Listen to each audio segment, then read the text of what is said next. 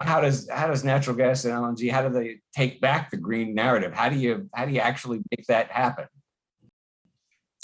Well, I think part of it is that many of the goals that people want, it starts from the proposition that there's not one template, right? You can't say that the answer is electric storage and renewables. That may be fine in the United States. In fact, in the United States today, the biggest producer of greenhouse gases is no longer the power sector, it's the transportation sector.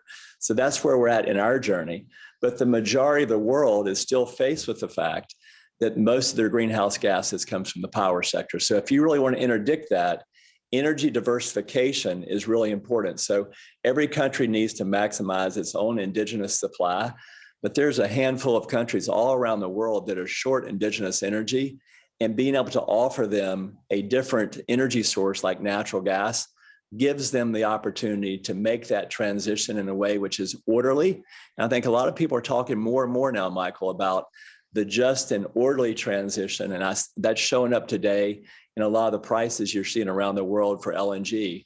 I'm not a proponent that natural gas will continue to grow in perpetuity, but natural gas as a transition fuel today in Europe and in Asia allows us to bring in more biomethane, to bring in hydrogen over time, and keep pushing forward on all the things that we all want, which is more renewables in each market. What's Sempra's take on the price surge? What are the causes and such? And I would offer a couple things. Obviously, simplistically, on a short-term basis, you've got a mismatch between demand and supply, and I think there's two transient factors. Number one, you've got this surge in economic expansion globally coming out of the pandemic.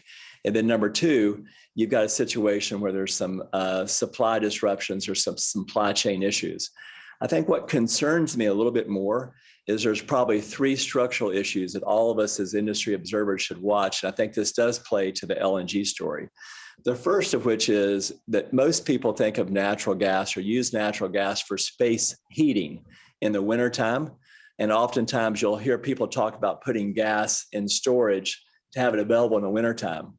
The phenomenon that's actually unique is that the highest gas utilization in California is in the summertime, when the weather's warm and you're producing more power for air conditioning. The same is true in Texas, and even this summer in Europe, there was various times where Europe was consuming a lot of natural gas, and the reason that's important is not allowing you to put it back in storage.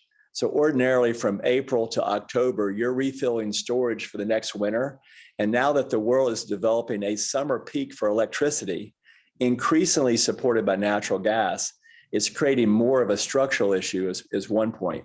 The second point I'd make is, which is a structural point, is we're really in a relatively dangerous position heading into this winter of 2021 and 2022. And if you go back and look at storage levels, typically they compare, Michael, to the 5-year average. Today, the United States is 6% below its 5-year average for storage, which is not a good place to be. And unfortunately, Europe is 13% below, and you see similar deficits in Europe. So because there was so much natural gas usage this summer, you don't have the appropriate level of storage going in the wintertime. That's something we should all be concerned about. And then the last point I'd make, which is a structural issue, is since 2016, the oil and gas participants in the marketplace have been reducing their capital investment for new sources of supply.